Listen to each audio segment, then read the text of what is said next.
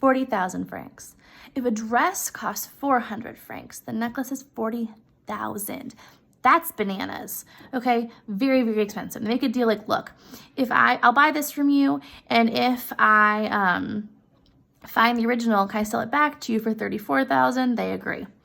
So he uses all of the inheritance he has from his father, his entire inheritance, and he has to borrow the rest. So he can pay off half of it off, and all of his savings is gone now. He has to borrow the rest.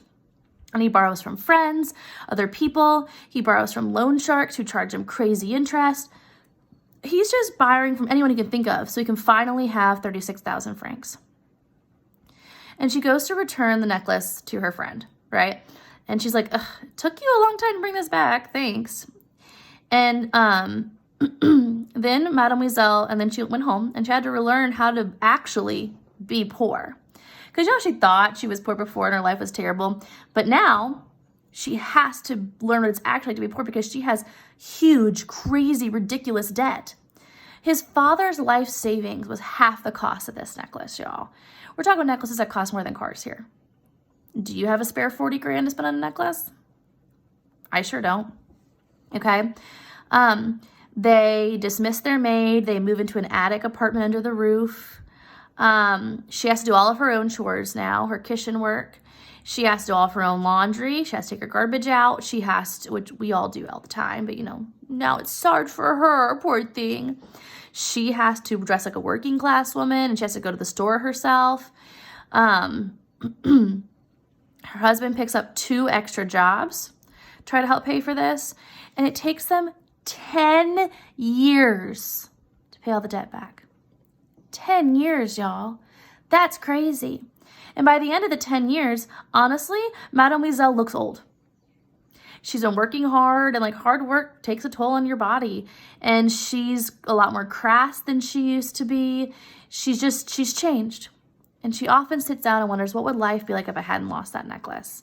What would life be like if I hadn't been stuck in this life, if I hadn't dealt with all that?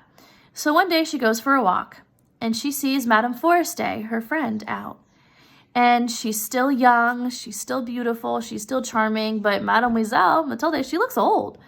And she's like, you know what? It's been 10 years. I've paid everything back. I'm going to go tell her what happened.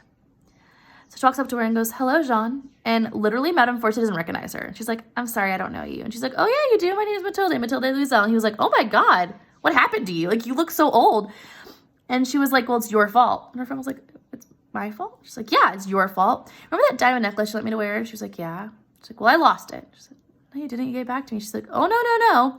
I replaced it. I replaced your necklace. It took me 10 years to pay the debt back, but I wanted you to know. And she was like, you bought a diamond necklace to replace the one you borrowed? And she said, yeah. And then she looks at her and takes her hand. She goes, oh, honey, mine was fake. It was a good fake, but it was only cost 500 francs at the most. Whoa. So she's been honest with her friend and told her, I'm sorry I lost your necklace. She would never had to live 10 years in debt. She could have let go of her pride just a little bit. She could have bought back a $500 franc necklace. It would have been no big deal. But she didn't. And that, my friends, is the necklace.